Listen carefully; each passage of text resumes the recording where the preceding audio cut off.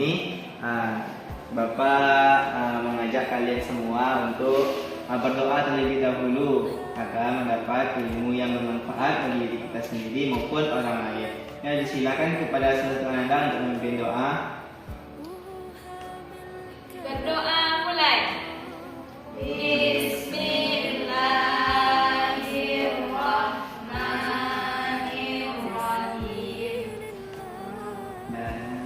Rabbi zidna ilman warzuqna fahma. Amin. Alhamdulillah, karena kita sudah selesai melaksanakan pembacaan doa. Semoga apa yang kita dapatkan pada kesempatan kali ini, pada pelajaran kali ini, semoga bermanfaat bagi diri kita sendiri maupun orang lain. Ya, baik Anda sekalian, sebelum Bapak memulai materi kita pada kesempatan kali ini, apakah di antara Anda ada yang tidak hadir? Tidak, nihil ya. Alhamdulillah. Baik Anda semua, atau kita pemanasan terlebih dahulu? Baik anak-anak sekalian, sebelum kita memulai materi kita pada kesempatan kali ini, kita pemanasan dulu ya anak-anak, supaya kita semangat pada kita pada pemilihan ini.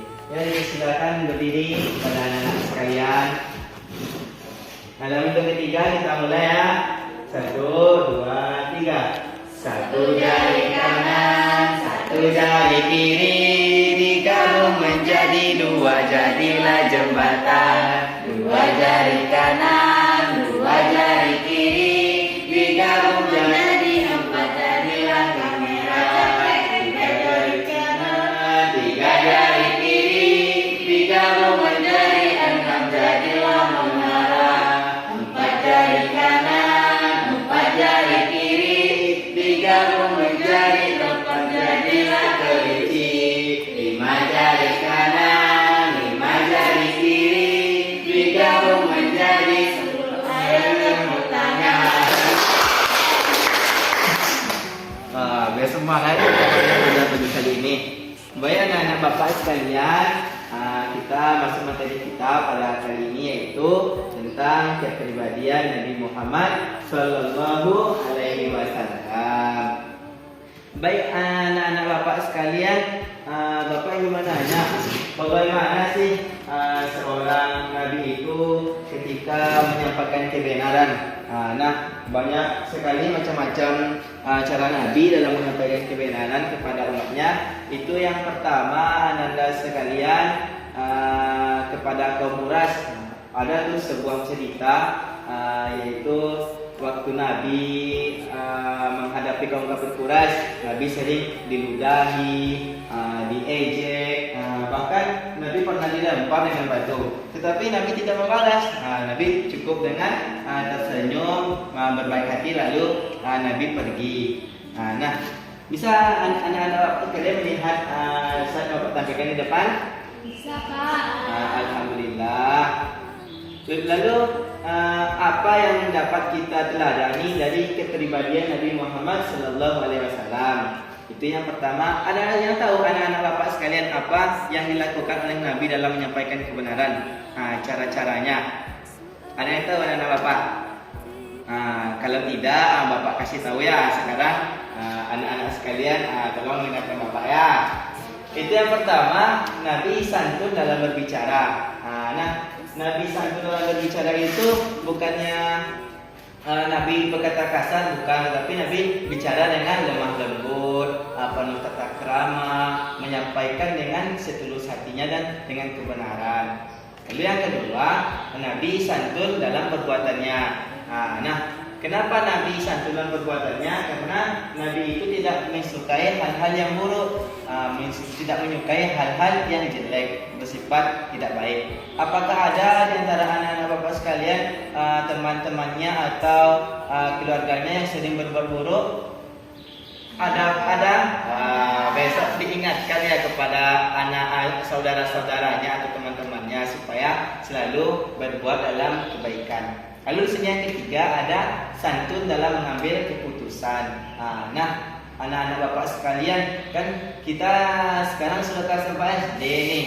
diusahakan kalau mengambil keputusan itu diangsur-angsur kita teliti terlebih dahulu, kita cerna dengan akal sehat kita, baru kita mengambil keputusan. Jangan kita sering mengambil keputusan sesuai hati kita. Lalu yang keempat, sikap Nabi dalam menyebarkan kebenaran yaitu santun ketika berhadapan dengan orang yang membencinya. Kalau anak-anak bapak sekalian ada teman-temannya membenci kalian atau keluarga kalian, jangan kalian balas, jangan kalian marahi, tapi nasihat. Iya, pintar bapaknya. Lalu sifat-sifat Nabi yang wajib kita ketahui ada berapa? Ayo siapa yang tahu?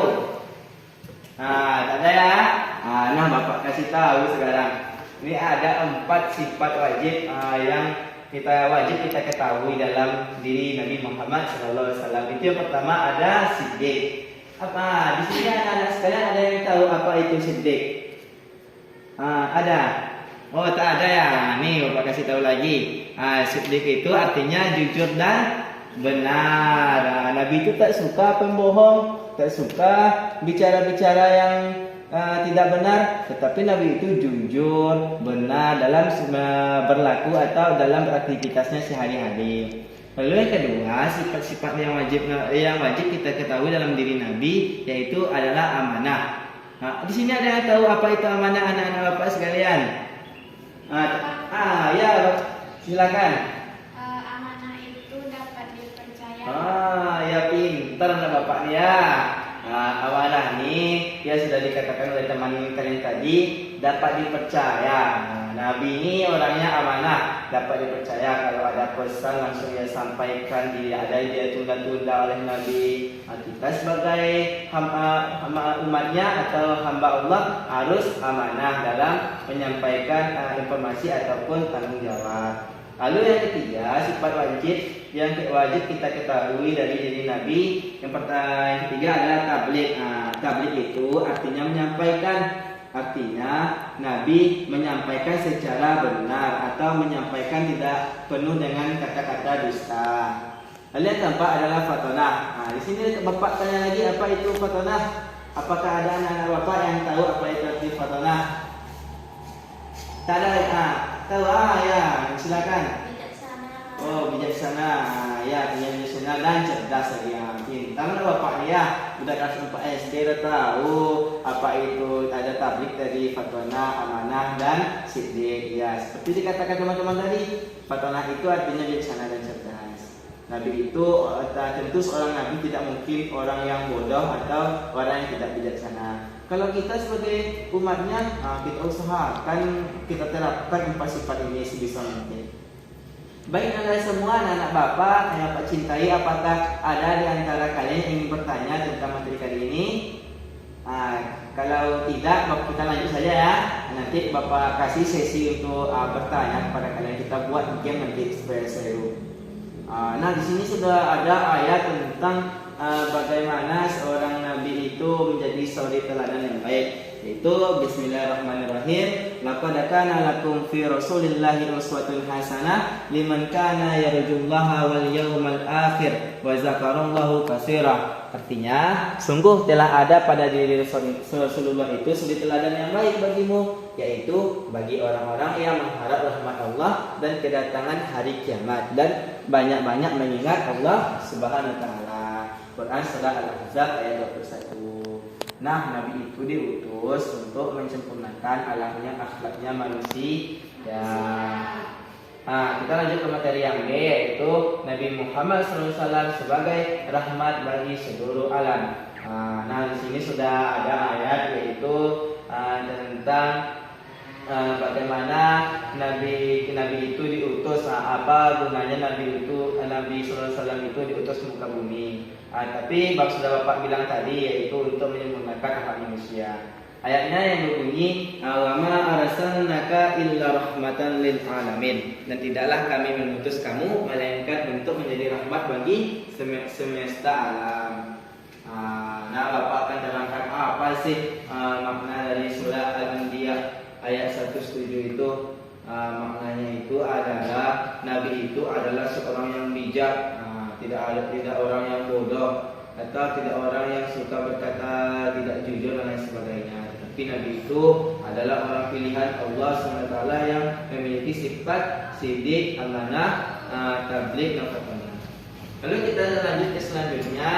Berdasarkan ayat tadi, Nabi memiliki 4 sifat atau memiliki 4 perilaku. Menurut ayat tadi, Nabi itu mengemban ada 5 tugas, diutus dari Allah SWT ke muka bumi. Itu yang pertama adalah menjadi saksi bagi seluruh umat di hadapan Allah SWT di akhirat kelak. Lalu yang kedua, Nabi memberi kabar gembira kepada umat yang beriman bahwa mereka kelak akan masuk surga. Lalu yang ketiga, Nabi menjadi pemberi peringat kepada orang yang tidak beriman.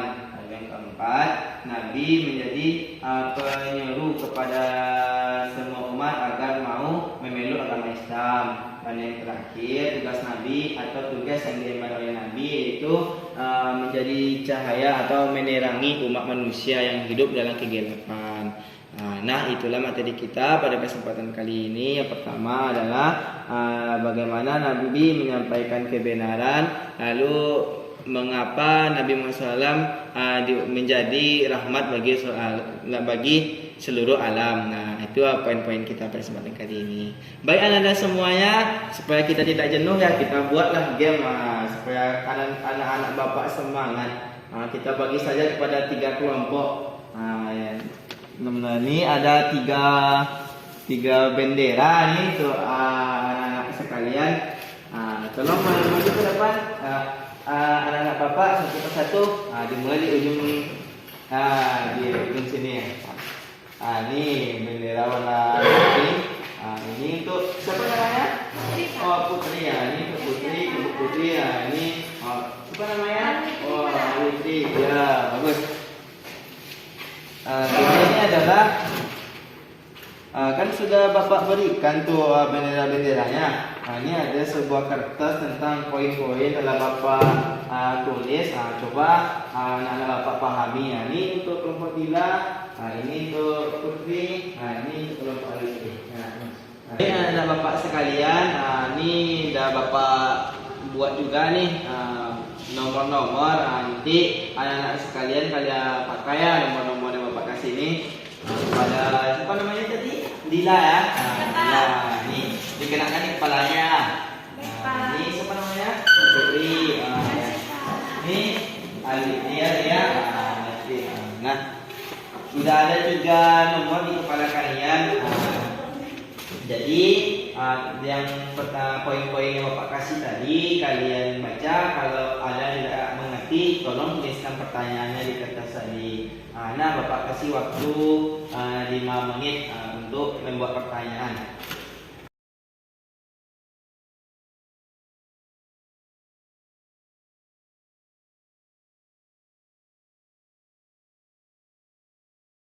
Anak Bapak yang sudah pertanyaan tadi, tolong dibuat bentuk segitiga. Nah, yang kelompok Putri digeser ke belakang gitu ya.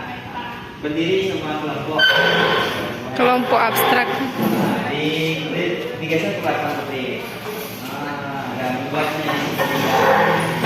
Nah,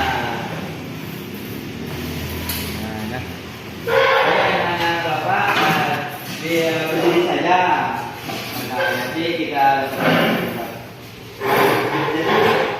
dibuat menjadi bola atas yang sudah kalian buat pertanyaan tadi. Buat menjadi bola.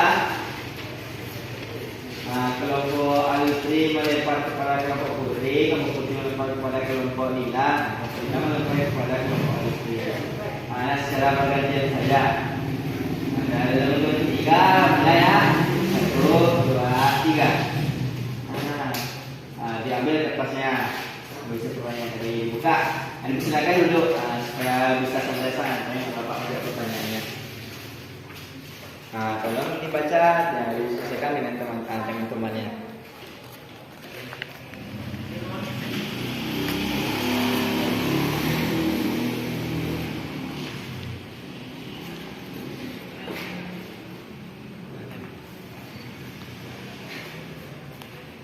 Baik anak-anak Bapak sekalian, apakah sudah dapat jawaban dari pertanyaan dari kelompok lain tadi?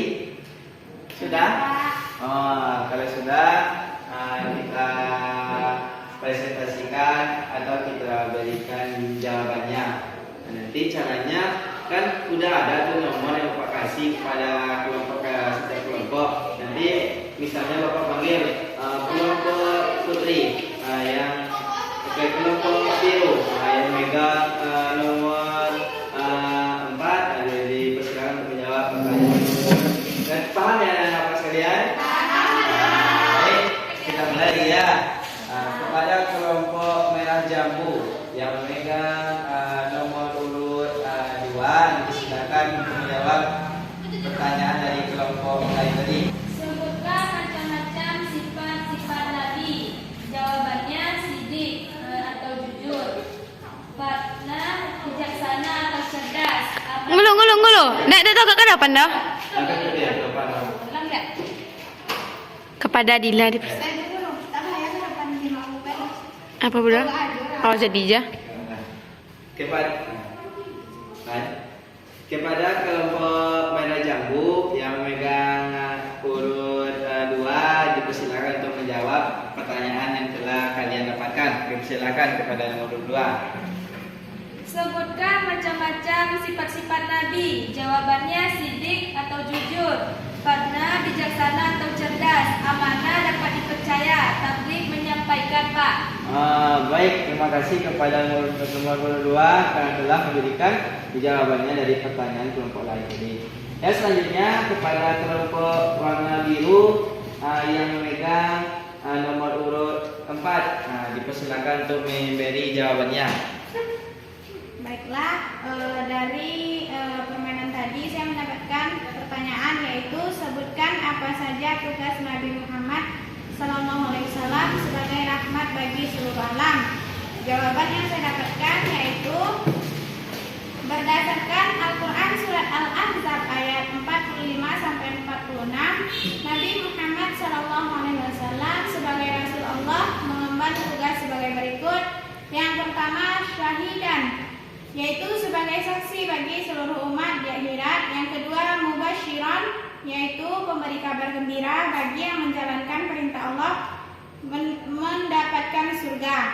Yang ketiga, naziran, yaitu pemberi peringatan. Yang keempat, dayan ilallah, yaitu penyeru kepada agama Allah. Yang kelima, sirajan muniron, yaitu cahaya penerang umat manusia. Sekian dari saya, terima kasih. Pintar-pintar Bapak ya.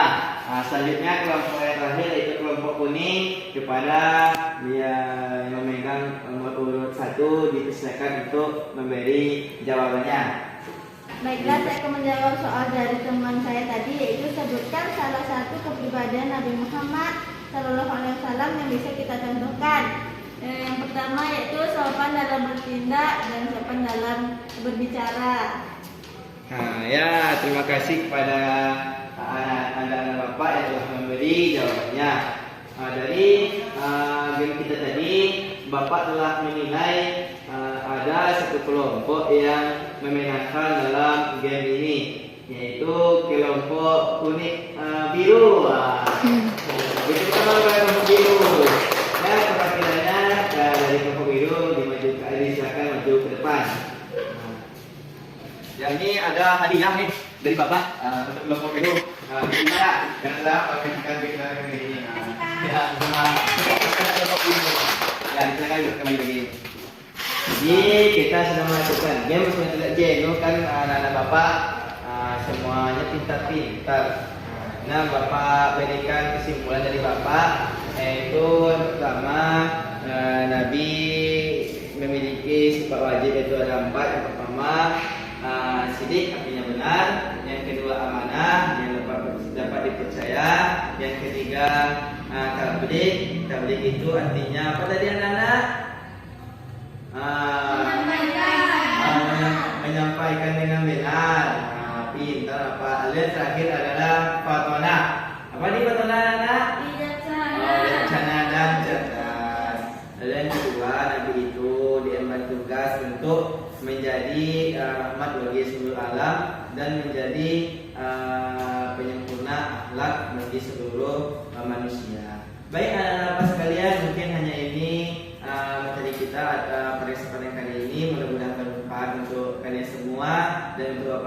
sendiri. Bapak mohon maaf atas kekurangan Bapak berikan pada kalian, kurang pada kalian, lebih dan kurang mohon maaf. Assalamualaikum warahmatullahi wabarakatuh.